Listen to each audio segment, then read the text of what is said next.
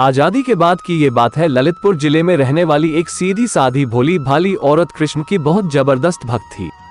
उसने अपनी भक्ति का यही गुण अपने बेटे में भी डाल दिया था। वो तो दिन रात कृष्ण की भक्ति करती ही थी। उसने अपने बेटे को भी कृष्ण मंदिर में सेवा करने के लिए लगा दिया था। उसका बेटा भी अब जवान हो गया था, लेकिन वो औरत बूढ़ी होने के बाद भी दिन रात कृष्ण को याद किया करती।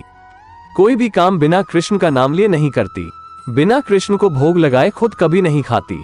उसने अपना सारा जीवन कृष्ण भक्ति में अर्पण कर दिया था। एक बार वो अपने छत पर सो रही थी। सुबह सुबह घना कोहरा होने की वजह से जब वो जगी और नीचे उतरने लगी तो उसे कुछ दिखाई नहीं दिया और वहां से वो सीधे धड़ाम से नीचे गिरी। इतनी ऊंचाई से नीचे गिरने की वजह से उसके दोनों पैर टूट गए और वो अब चलने फिरने में सक्षम ना रही। काफी दवाई कराने के बाद भी उसके पैरों की हालत में कोई सुधार नहीं हुआ और बढ़ती उम्र के वजह से उसकी तकलीफ और ज्यादा बढ़ गई। उसको एक जगह से दूसरी जगह जाने के लिए रैंक कर जाना पड़ता।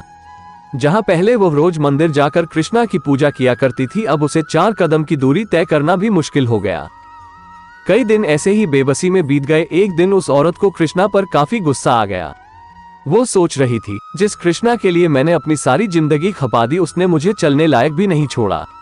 अपने भक्तों के साथ कोई ऐसा करता है भला? अगर ऐसी ही बात है तो मैं भी वही करूंगी जो कृष्णा ने मेरे साथ किया है। अगर मैं नहीं चल सकती तो कृष्णा को भी नहीं चलने दूंगी। औरत ने कृष्णा की मूर्ति के पैर तोड़ने का ठान लिया। उसका बेटा खुद ही मंदिर की देखरेख करता था, इसलिए मंदिर की चाबी भी उसी के पास रहती थी। एक दिन सवेरे सवेरे बेटे के उठने से पहले औरत ने उसके तकिए के नीचे से मंदिर की चाबी निकाली। वो किसी तरह बड़ी मेहनत से रेंगते हुए मंदिर तक पहुंची। मंदिर का दरवाजा खोला और गर्भगृह में घुसकर दरवाजा अंदर से बंद कर लिया। यहाँ घर पर बेटा अपने समय के हिसाब से जगा तो देखा कि उसकी माँ घर पर नहीं है। फिर उसने मंदिर जाने के लिए चाबी ढूंढी, तब चाबी नहीं मिली तो वो दौड़कर मंदिर तक पहुंचा। उसे लगा कि जरूर किसी चोर ने उसकी चाबी चुरा ली है और वो अब कृष्णा के मूर्ति पर लगे सोने चांदी के जेवर चुरा रहा होगा, इसीलिए गर्भगृह का दरवाजा अंदर से बंद है। काफी देर तक दरवाजा खटखटाने के बाद जब अंदर से दरवाजा खुला तो बेटा और वो सभी लोग जो वहां पर इकट्ठा हो गए थे ये देखकर हैरान रह गए कि जो बूढ़ी औरत पहले ठीक से खड़ी भी नहीं हो पाती थी, वो एकदम स्वस्थ और अपने दोनों पैरों से चलकर गर्भगृह से बाहर आई। सभी के पूछने पर उस औरत ने अपने साथ घटित हुए इस चमत्कार के बारे में बताया कि कैसे उसने अपने भगवान से गुस्सा होकर सिलबट्टे से उनकी मूर्ति के पैर तोड़ने का प्लान बनाया और उसके लिए उन्होंने गर्भगृह में घुसकर दरवाजा लगा लिया।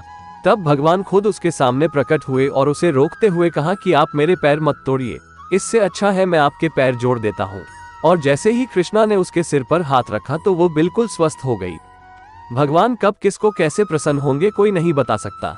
लोगों को लगेगा कि इस औरत को भगवान ने भय से दर्शन दिए, लेकिन उसमें भी उस औरत की जीवन भर का समर्पण और भक्ति छिपी हुई थी। श्री कृष्ण की कहानी पूरी पढ़ने के लिए धन्यवाद। ऐसी ही भक्तिपूर्ण नई हिंदी कहानियां पढ़ने के लिए आप हमारे व्हाट्सएप ग्रुप से ज्वाइन हो सकते हैं। अंत में यही कहूंगा, जय श्री कृष्णा, राधे राधे।